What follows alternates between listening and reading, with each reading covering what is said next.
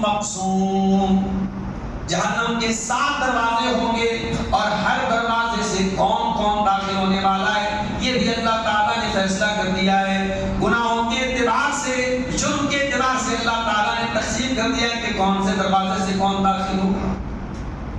اے اللہ، جہنم کے اوپر جو داروغہ ہوں گے وہ کتنے داروغہ ہوں گے؟ فرمایا علیہا 19. جہنم کے اوپر 19 فرشتوں کو داروغہ بنایا گیا ہے، اور جہنم کے ان تمام فرشتوں کا جو سردار ہوگا اس کا نام مالک ہے. اللہ نے سورہ زخرف میں فرمایا وَنَادَوْا يَا مَالِكُ لِيَقْضِيَ عَلَيْنَا رَبُّكَ قَالَ إِنَّكُمْ مَاكِثُونَ.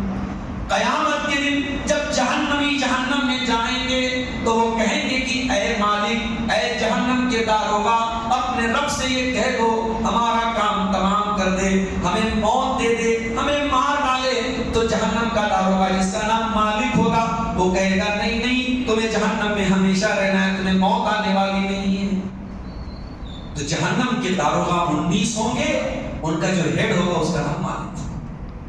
اور اللہ کے نبی فرماتے ہیں جب میں معراج کے سفر میں گیا میں نے مالک کو دیکھا، جہنم کے داروغہ کو دیکھا، وہ زندگی میں کبھی مسکرایا نہیں، اس کے چہرے پر کبھی مسکرایا. جو جہنم میں لوگوں کو جلتا ہوا دیکھے اسے مسکراہٹ آئے تو کیسے آئے، وہ ہنسے تو کیسے ہنسے، اس کے چہرے کی ہنسی آئے. اور یہ جہنم کے جو داروغہ ہوں گے اللہ نے یہ بھی بیان کیا کہ دنیا کی جیلوں کے جیلروں کی طرح نہیں ہوں گے جن کو رشوت دے دو تو تمہارے ساتھ اچھا ٹریٹمنٹ کرے.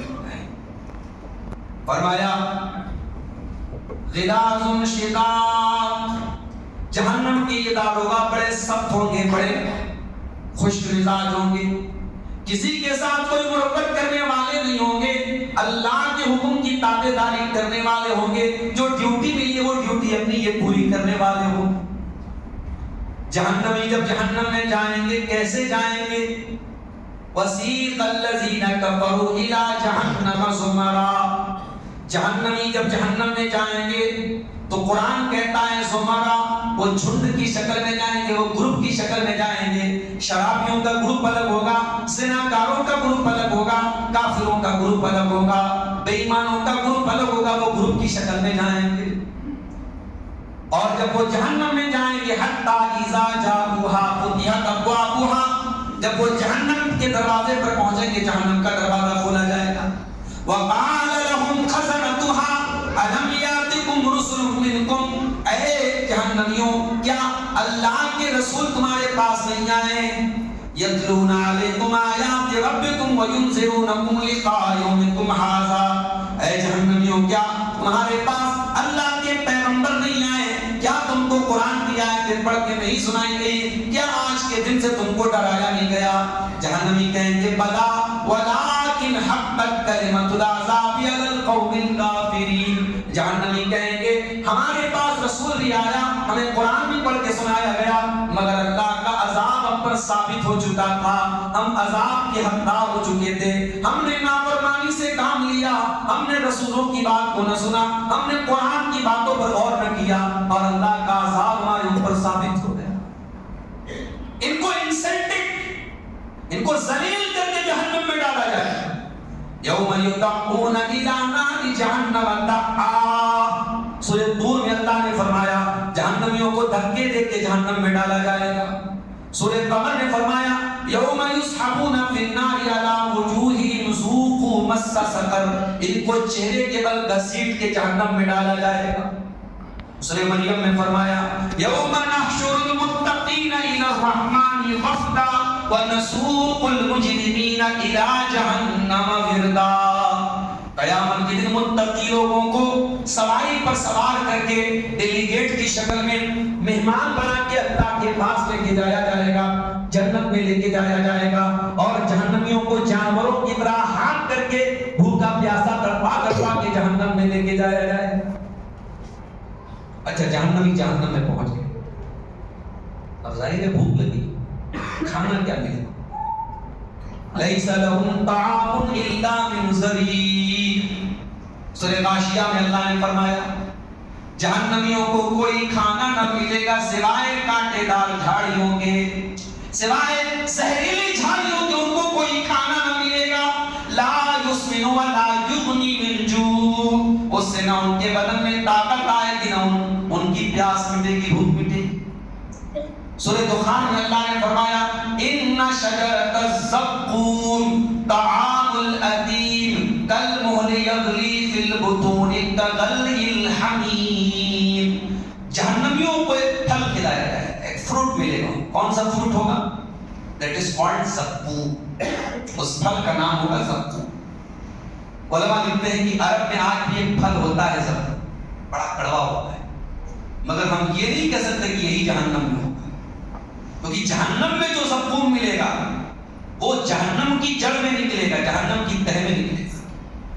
اور یہ بڑا عجیب و غریب پھل ہے، بڑا عجیب و غریب پیڑ ہے جو آگ میں پیدا ہوگا، ورنہ دنیا کا کوئی پیڑ آگ میں نہیں نکل سکتا، دنیا کا کوئی پودا آگ میں نکل ہی نہیں سکتا، مگر یہ پیڑ آگ میں جہنم میں نکلے گا۔ اور اس کا جو پھل ہوگا اتنا بدنما ہوگا، دیکھنے میں اللہ نے فرمایا رؤوس الشیاطین، شیطان کے سر کی طرح۔ شیطان کو دیکھا ہے کیا کسی نے؟ شیطان کو کسی نے نہیں دیکھا، مگر یہ سب کو معلوم ہے کہ شیطان انتہائی خطرناک لگتا ہے دیکھنا۔ کبھی وہ یوٹیوب پر میں نے کہیں شیطان کے اوپر کوئی تقریر کی تو ایک یوٹیوبر نے خطرناک فوٹو لگا دیا شیطان کے اوپر، عبدالغفار سلفی صاحب کی تقریر۔ میں نے یوٹیوبر کو ای میل بھیجا کہ بھائی صاحب اس کو ڈیلیٹ کر دو اللہ کے واسطے۔ شیطان کی بھی امیج بنانا یہ مناسب بات ہے، کیونکہ اس کا تعلق غیب سے ہے۔ شیطان حقیقت میں دکھتا کیسا ہے یہ میں نہیں معلوم۔ بعض لوگ جہنم کا فوٹو، جہنم کے عذاب کا کو ایک امیج کی شکل میں دے کے یوٹیوب پر تھمبنیل وغیرہ بناتے، غلط ہے، نہیں بنانا چاہیے۔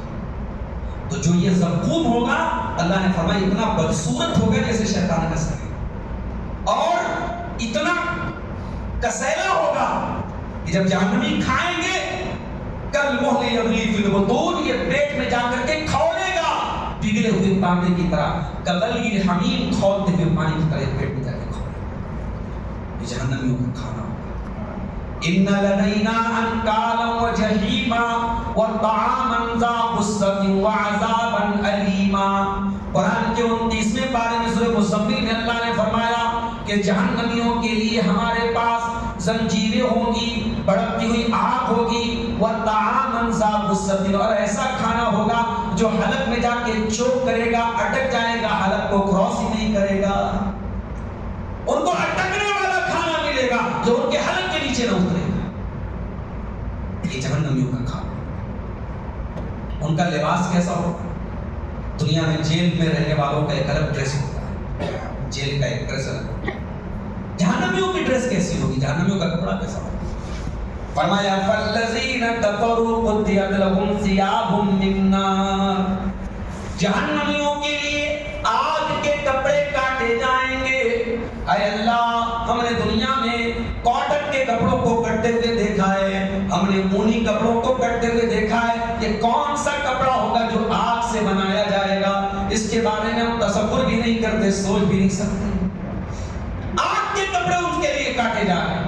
اور وَتَرَى الْمُجْرِمِينَ يَوْمَئِذٍ مُقَرَّنِينَ فِي الْأَصْفَادِ، قیامت کے دن تم دیکھو گے مجرموں کو، اللہ کے نافرمانوں کو، وہ زنجیروں میں جکڑے ہوئے ہوں گے۔ سَرَابِيلُهُم مِّن قَطِرَانٍ، ان کے گارمنٹس، ان کے کپڑے لیکوڈ پچ کے ذریعے، جس سے روڈ کو، سڑک کو بنایا جاتا ہے، تارکول کے ذریعے، پچ کے ذریعے ان کے کپڑے تیار کیے جائیں۔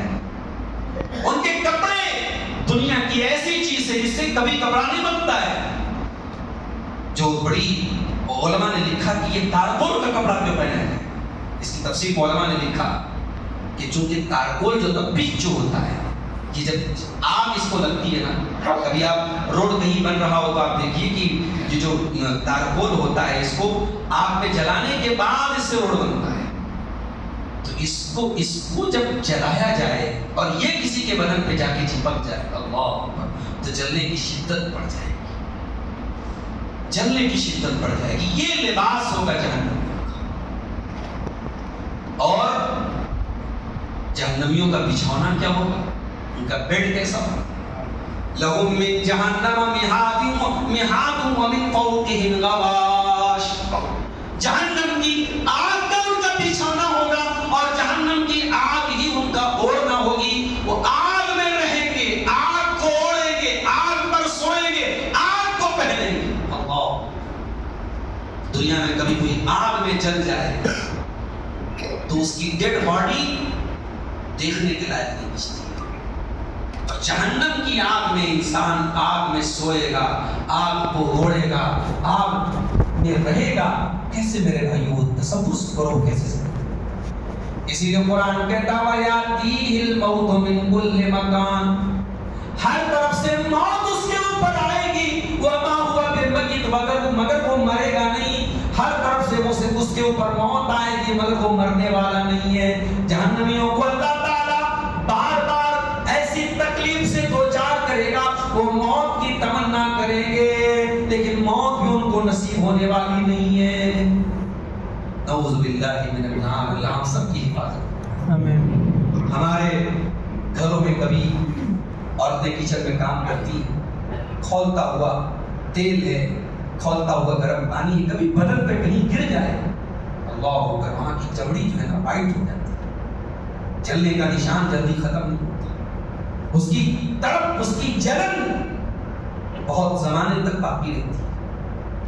قرآن کہتا کلما نضجت جلودہم بدلناہم جلودا غیرہا. دنیا میں ایک بار تمہاری چمڑی جلتی ہے, ایک بار جلنے کی تکلیف ہوتی ہے, پھر وقت کے ساتھ ساتھ وہ تکلیف ختم ہو جاتی ہے. جہنم میں ایسا نہیں ہوگا. جہنمیوں کی چمڑی جب ایک بار جلے گی اللہ دوبارہ ٹھیک کرے گا, پھر جلایا جائے گا, بار بار جلنے کی تکلیف دی جائے. دنیا کی آگ سے 69 گنا زیادہ خطرناک ہوگی جہنم کی آگ. صحابہ نے کہا اللہ کے نبی جلانے کے لیے تو دنیا کی آگ کافی ہے. آپ نے فرمایا ہاں کافی ہے, مگر جہنم کی آگ دنیا کی آگ سے 69 گنا زیادہ خطرناک. یہی وہ جہنم کی آگ ہے جس آگ سے اللہ کے نبی جس آگ کے بارے میں سوچ کے رویا کرتے تھے, جس آگ سے آپ نے اپنے گھر والوں کو ڈرایا. آپ نے سارے خاندان کے لوگوں کو اکٹھا کر کے فرمایا اے بنی ہاشم, اے بنی عبد مناف, اے بنی عبد المطلب, اے میرے چچا عباس, اے میری پھوپھی صفیہ, یا فاطمہ بنت محمد, اے میری بیٹی فاطمہ, انقذوا انفسکم من النار, اپنے آپ کو جہنم کی آگ سے بچانے کا انتظام کر لو. فإنی لا اغنی عنکم من اللہ شیئا, میں اللہ کے عذاب کے مقابلے میں تمہارے کام آنے والا نہیں ہوں. اچھا, جہنمی جب جہنم میں جائیں گے تو ظاہر ہے کہ جہنم کی تکلیف کو دیکھ کر کے وہ تڑپیں گے, اور تڑپنے کے بعد وہ ایک تمنا کریں گے, خواہش کریں گے. کیا خواہش کریں گے؟ وَهُمْ يَسْتَرِخُونَ فِيهَا رَبَّنَا أَخْرِجْنَا نَعْمَلْ صَالِحًا غَيْرَ الَّذِي كُنَّا نَعْمَلُ.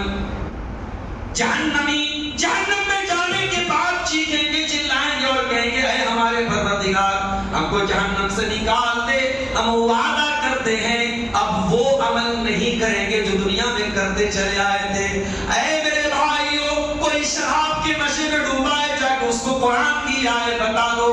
کوئی زنا میں مبتلا ہے, اس کو قرآن کی آیت جا کے بتا دو. کوئی کسی کا حق مار رہا ہے, اس کو یہ جا کر کے آیت بتا دو. جہنمی جہنم میں جانے کے بعد کہیں گے اے اللہ ایک بار تو دنیا میں واپس بھیج دے, اب کوئی زنا نہ کریں گے, اب شراب کو ہاتھ نہ لگائیں گے, اب کسی کا حق نہ ماریں گے, اب کوئی غلط کام نہ کریں گے, اب وہی عمل کریں گے جو نیک عمل ہے, جو تجھ کو راضی کرنے والا عمل ہے. اللہ کیا جواب دے گا؟ اولم نعمرکم ما یتذکر فیہ من تذکر وجاءکم النذیر. اے میرے بندے, 60 سال کی تجھے زندگی ملی, 40 سال کا تجھے جیون ملا, 35 سال تک تو دنیا میں زندہ رہا, جوانی ملی, بچپن ملا, بڑھاپا ملا, تجھے عمر ملی تھی. تجھے سدھرنا تھا تو سدھر سکتا تھا, تجھے توبہ کرنا تھا تو توبہ کر سکتا تھا, تجھے اللہ کے سامنے رونا تھا تو رو سکتا تھا.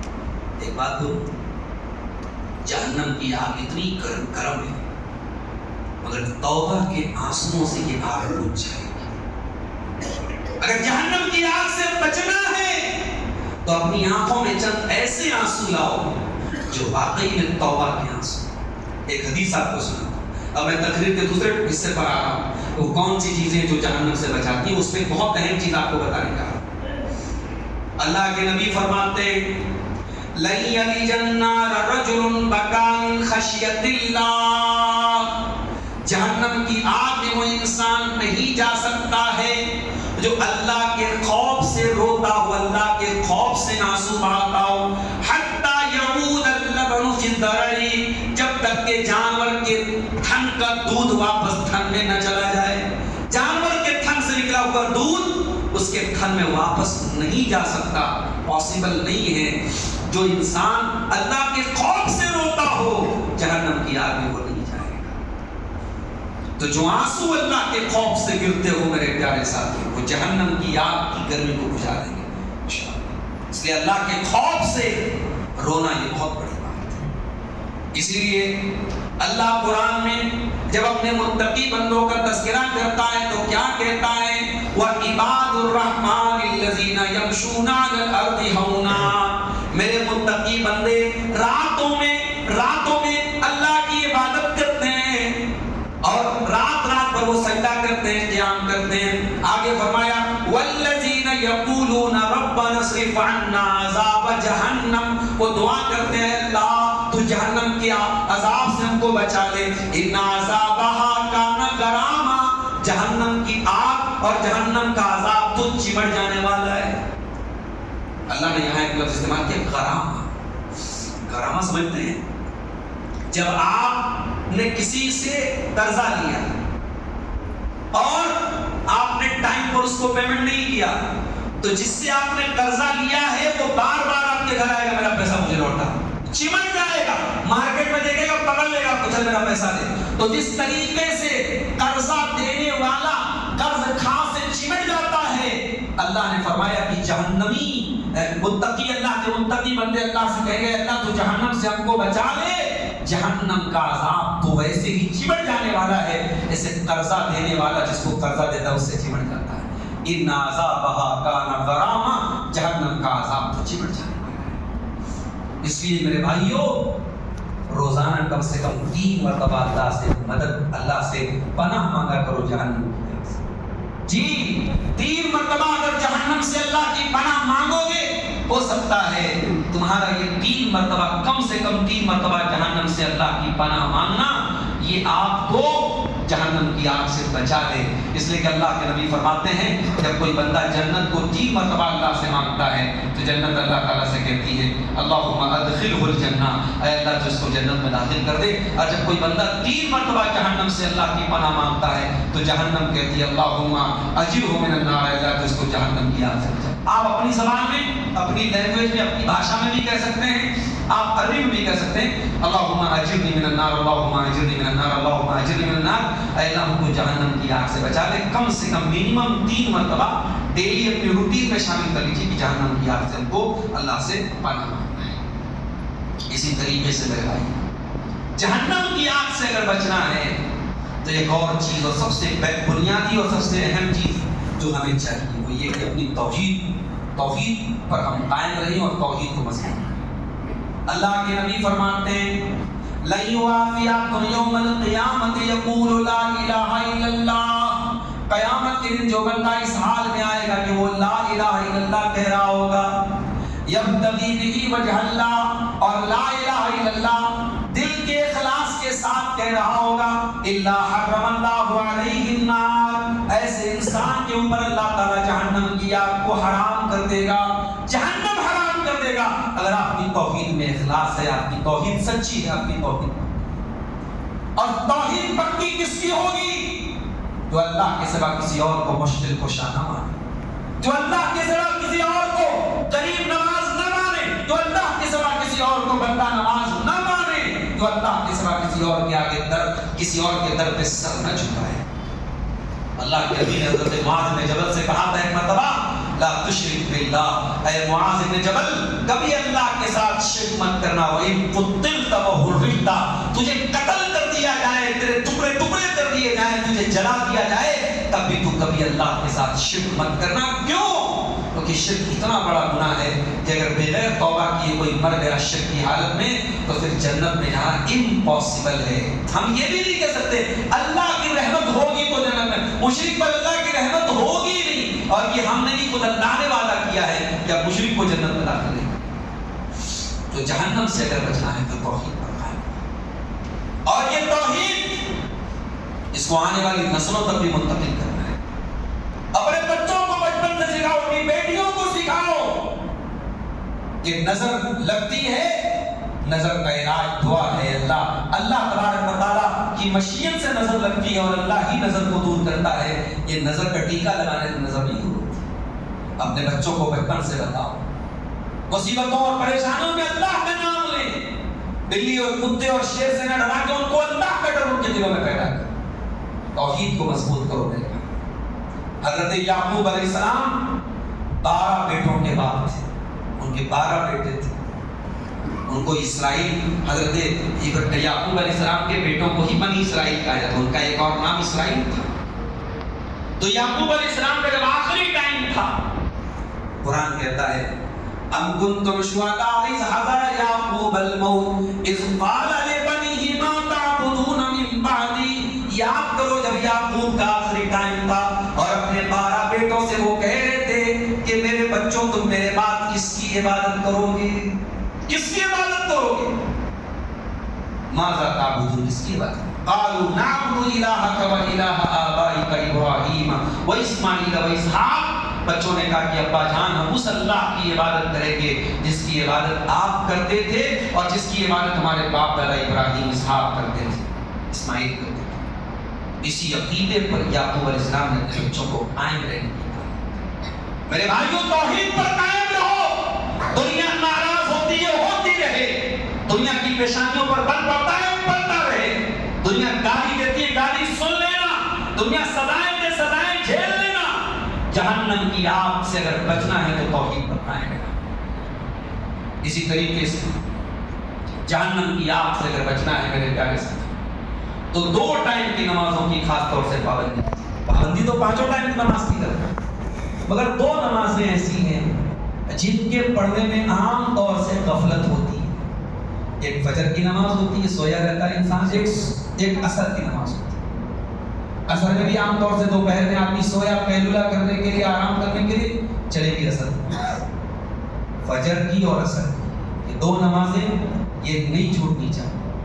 نہیں چھوٹنے کا مطلب یہ ہے کہ جماعت نہیں چھوٹنی چاہیے. تھوڑی ہے کہ بھائی سوئے رہ گئے، اٹھے 8 بجے 9 بجے آرام سے اپنا جو ہے وضو کیا، پڑھ دیا. کبھی کبھار ریئر آپ کو نیند لگی الگ بات ہے، لیکن اس کو معمول بنا لینا کہ ڈیلی ہمیں فجر کی نماز جماعت سے چھوڑ کے گھر میں پڑھنا ہے. یہ بعض لوگ کیا کرتے ہیں، سوئے رہتے، ظہر کے ٹائم آگے پڑھتے. غلط ہے یہ. اللہ کے نبی نے فرمایا من صلی قبل طلوع الشمس و قبل غروبها، جس نے سورج نکلنے کے پہلے نماز پڑھی، سورج ڈوبنے کے پہلے نماز پڑھی. سورج نکلنے کے پہلے کون سی نماز پڑھی؟ فجر کی نماز. فجر کی نماز سورج نکلنے کے پہلے اس کا ٹائم ہوتا ہے، اور سورج ڈوبنے کے پہلے عصر کی نماز. یہ 2 ٹائم کی نماز جس نے پڑھی اللہ تعالیٰ اس پر جہنم کی آگ کو حرام. تیسری چیز، جہنم کی آگ سے اگر بچنا ہے میرے پیارے ساتھی تو ایک کام ہمیں اور کرنا پڑے گا، اور وہ کام کیا ہے؟ ہمیں 5 ٹائم کی نماز جماعت کے ساتھ پہلی تکبیر کے ساتھ پڑھنی پڑے گی. یہ عمل بھی آپ کو جہنم کی آگ سے بچائے. اللہ کے پیارے نبی فرماتے ہیں من صلی للہ 40 یوما، جس نے 40 دن تک نماز پڑھی اللہ تعالیٰ کے لیے، یدرک التکبیرۃ الاولی مع الامام، اور امام کے ساتھ اس کو پہلی تکبیر ملتی رہی ہے. یعنی ٹائم کے پہلے مسجد میں آ گیا، امام نے اللہ اکبر کہا، وہ شامل ہوا. اگر کسی نے کنٹینیو 40 دن تک ایسی نماز پڑھی، اللہ کے نبی فرماتے ہیں کتب لہ براءتان، اللہ تعالیٰ اس کو 2 چیزوں سے بری کر دے گا، براءۃ من النار و براءۃ من النفاق. اللہ جہنم کی آگ سے اس کو نجات دے گا اور اللہ تعالیٰ اس کو نفاق سے بچا لے گا. وہ منافق نہیں ہوگا، منافقت سے اللہ تعالیٰ اسے. اسی طریقے سے میرے بھائیوں، جہنم کی آگ سے اگر بچنا ہے تو یہ کام ہم اور کرنا ہے. نوافل کا اہتمام کیجیے. دن اور رات میں 12 رکعت نمازیں ہیں جس کو سنن رواتب کہا جاتا ہے. پیارے نبی نمازیں بڑی پابندی سے پڑھتے تھے. فجر کی 2 رکعت سنت جو سفر میں بھی اللہ کے نبی پڑھتے تھے.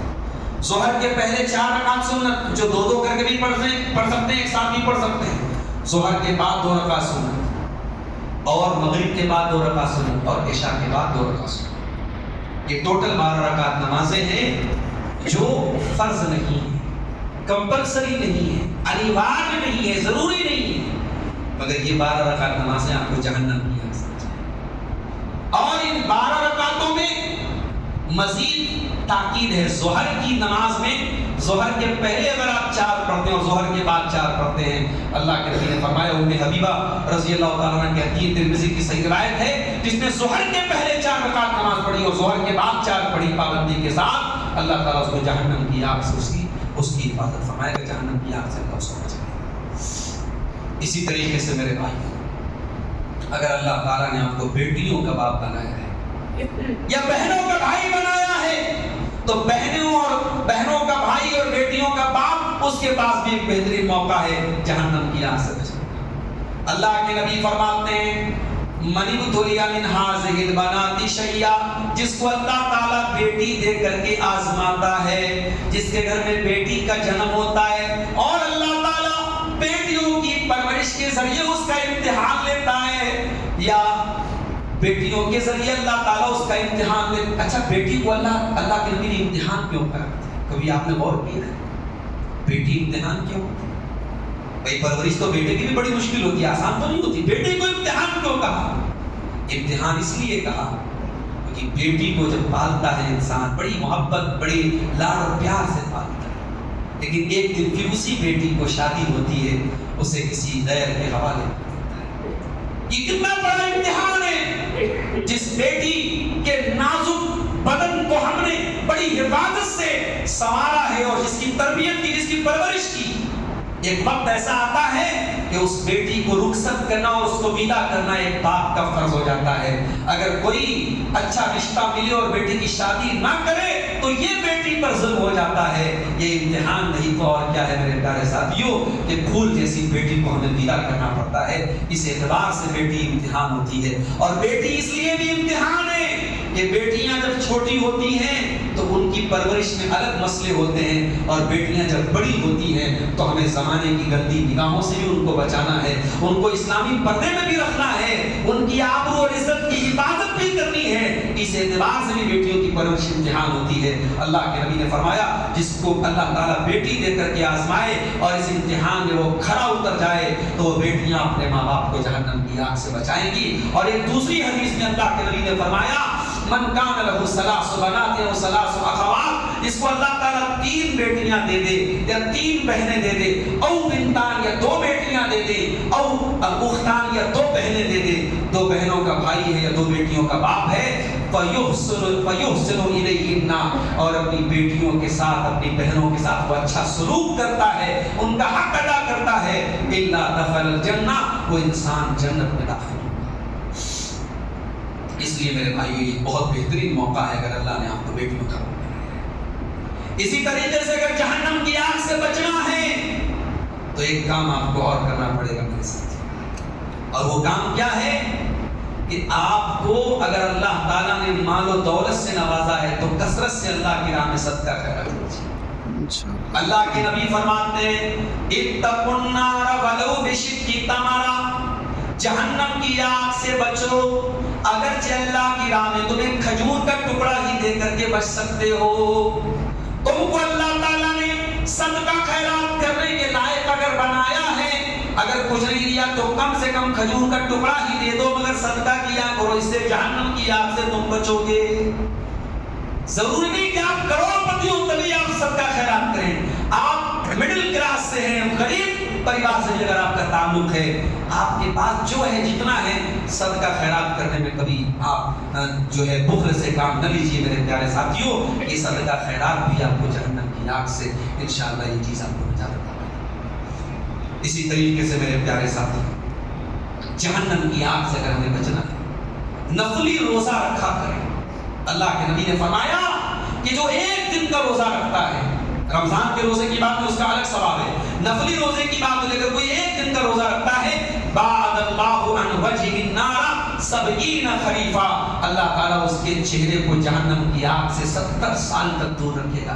ایک روزے کا ثواب یہ ہے کہ 70 سال تک اللہ جہنم کی آگ سے آپ کے چہرے کی بات۔ اور ایک آخری چیز بیان کر کے بات ختم کر رہا ہوں، وقت ہمارا عشاء کا بھی قریب ہو رہا ہے۔ اللہ کے نبی نے فرمایا من رد عن عرض اخیہ رد اللہ عن وجہ النار یوم القیامہ، جو اپنے مسلمان بھائی کی عزت و آبرو کی حفاظت کرے گا، اپنے مسلمان بھائی کی عزت کا ڈیفنس کرے گا، اللہ تعالیٰ اس کے چہرے کو بھی جہنم کی آگ سے بچائے گا۔ آپ کے کسی مسلمان بھائی پر جھوٹا بلیم لگے، الزام لگے، تو آپ کا کام آگ میں گھی ڈالنا نہ ہو، آپ کا کام مزے لینا نہ ہو، آپ کا کام مرچ مسالہ لگا کے اس کو بیان کرنا نہ ہو، بلکہ ہو سکے تو اپنے مسلمان بھائی کا ڈیفنس کیجئے، اس کا دفاع کیجئے، اس کے بارے میں صحیح بات بتائیے تاکہ لوگوں کی غلط فہمی ہو۔ یہ سماج میں غیبت اور چغلی کیوں پھیل رہی ہے؟ یہ اسی لیے پھیل رہی ہے کیونکہ انسان دوسرے کی برائی کا کوئی موقع چھوڑتا نہیں ہے۔ اس لیے میرے پیارے ساتھی، ایک دوسرے کی عزت و احترام کرنا سیکھیں۔ کیوں اللہ کے نبی نے تعلیم دی ہے کہ آپ کا کوئی مسلمان بھائی ملے تو سلام کرو۔ یہ سلام کیا ہے؟ جس سے آپ کی دشمنی اس کو بھی آپ کو سلام کرنا ہے۔ ابھی ایک بھائی بتانے لگے گلبرگہ میں کہ مولانا صاحب آج تو سلام بھی بہت سوچ سمجھ کے کیا جاتا ہے، سلام بھی بہت پہچان کے کیا جاتا ہے، کس کو سلام کرنا ہے کس کو نہیں کرنا ہے۔ بعض لوگ اتنے بڑے ہوتے ہیں ان کو سلام کرو وہ سلام کا جواب نہیں دیتے۔ یاد رکھیے سلام کرنا سنت ہے، لیکن سلام کا جواب دینا اہل علم کی جماعت نے لکھا ہے سلام کا جواب دینا واجب ہے، کیونکہ قرآن کہتا ہے جب آپ کو سلام کیا جائے فَحَيُّوا بِأَحْسَنَ مِنْهَا، تو اس سے بہتر تم سلام کا جواب دو۔ اللہ نے جواب دینے کا حکم دیا ہے، اس لیے سلام کا جواب دینا واجب ہے، ضروری ہے، اور سلام کرنے سے محبت بڑھتی ہے میرے پیارے ساتھی۔ آج مسئلہ یہ ہے ہم دنیا داری میں اتنے ڈوب گئے ہیں کہ ہم کسی سے 2 منٹ بات بھی کرتے ہیں تو اسی سے بات کرتے ہیں جس سے ہمارا کوئی مفاد وابستہ ہو۔ ہم اتنے میٹیریلزم اور مادیت پرستی میں اتنے ڈوب گئے ہیں کہ ہم ہر چیز کو پیسے سے تولتے ہیں کہ اس سے ہم کیوں بات کریں، اس کے پیچھے ہم 5 منٹ کیوں برباد کریں، کوئی بیمار ہے اس کی عیادت ہم کیوں کریں، کوئی انتقال کر گیا اس کے جنازے میں کیوں جائیں، اس میں ہمارا کیا فائدہ ہے۔ ہم ہر چیز کو دنیا کے کیلکولیٹر پہ تولنے لگے ہیں۔ معاف کرنا میرے پیارے ساتھی، کچھ چیزیں آخرت کے لیے بھی چھوڑ کے رکھو میرے بھائی، کچھ نیکیاں ایسے بھی کرتے جاؤ دنیا میں کسی کو نہ پتا ہو۔ ایک آخری واقعہ سنا کے بعد ختم کر رہا ہوں۔ حضرت حسین رضی اللہ تعالیٰ عنہ کے ایک بیٹے تھے، ان کا نام تھا علی بن حسین۔ کربلا میں جب حضرت حسین کی فیملی کو شہید کیا گیا تو ان کے ایک ہی بیٹے زندہ بچے تھے، ان کا نام علی بن حسین تھا۔ بڑے اللہ کے نیک بندے تھے، عابد تھے، زاہد تھے۔ ان کا جب انتقال ہوا، جب ان کو نہلایا جانے تو ان کی پیٹھ پر موٹے موٹے گورے کے نشانات تھے۔ نہلانے والے بڑے پریشان کہ یہ تو بڑی یعنی بڑے اونچے خاندان سے ان کا تعلق تھا، اللہ کے نبی کے نواسے کے بیٹے تھے، کوئی محنت مزدوری کا کام نہیں کرتے تھے، ان کی پیٹھ پر یہ بورے کے نشانات کیوں ہیں، یہ موٹے موٹے نشانات کیوں ہیں؟ جب یہ معاملہ جب پھیل گیا، جب یہ خبر وائرل ہوئی تو مدینہ کی 100 کے قریب ایسی فیملیز تھی جن کے گھروں میں مہینے کی پہلی تاریخ کو اللہ کا کوئی نیک بندہ ان کے بغیر اطلاع دیے، بغیر بتائے رات کی تاریکی میں آتا تھا اور اناج کی بوری اپنی پیٹھ پہ لاد کے لاتا تھا اور ان کے گھروں کو کے پاس لا کے مدینہ میں 100 کے قریب کی فیملیاں ایسی تھی جن کے گھروں کا خرچ چلتا تھا اس اللہ کے نیک بندے کی کفالت کی وجہ سے۔ حضرت علی ابن حسین کی پیٹھ کے نشانات نے یہ بتایا کہ ان مدینہ کی 100 فیملیز کی ہیلپ کرنے والا اور ان کے گھروں میں اپنی پیٹھ پر اناج کی بوریوں کو پہنچانے والا کوئی اور نہیں تھا، وہ رسول اکرم کے اہل بیت میں سے اور آپ کے نواسے کا بیٹا علی ابن حسین تھا۔ ان کی اس نیکی کے بارے میں زندگی میں کسی کو پتہ نہ چلا، انتقال کے بعد ان کی پیٹھ کے نشانات نے بتایا۔ میرے بھائیوں، یہ دور نیکیوں کو کے بعد معاملے میں بھی شو آف کرنے کا ہے۔ یہاں تو طواف بھی ہو رہا ہے تو سیلفی لے کے ہو رہا ہے، یہاں تو خانہ کعبہ کے سامنے بھی فوٹو کھینچا جا رہا ہے، یہاں تو کسی غریب کی مدد ہو رہی ہے تو اس کی بھی پبلسٹی ہو رہی ہے۔ یہ دور نیکیوں کے شو آف کا دور ہے۔ ایسے دور میں کچھ نیکیاں ایسی کر کے جاؤ میرے بھائی تو صرف آپ کو اور اللہ کو مانو، یہ نیکیاں قیامت کے دن ہمارے کام آئیں گی۔ جب قیامت کے دن ایک ایک نیکی کو ہم ترسیں گے، شاید ہماری یہ چند قیمتی نیکیاں ہمارے کام آ جائیں۔ دعا ہے رب العالمین سے، الہ العالمین ہم سب کو جہنم کی آگ سے نجات عطا فرمائے۔ الہ العالمین ہمیں ایسے کاموں سے بچائے جو جہنم میں لے کے جانے والے ہیں، اور ایسے کاموں کی توفیق دے جو جہنم سے بچانے والے ہیں۔ رب العالمین ہمارے نوجوانوں کی حفاظت فرمائے، الہ العالمین ہماری ماں بہنوں کی حفاظت فرمائے، ہم میں سے جو بیمار ہیں اللہ ان کو شفائے کاملہ عاجلہ عطا فرمائے، ہم میں سے جو اہل توحید دنیا سے جا چکے ہیں اللہ تعالیٰ ان کی مغفرت فرمائے، ان کی خطاؤں سے درگزر فرمائے،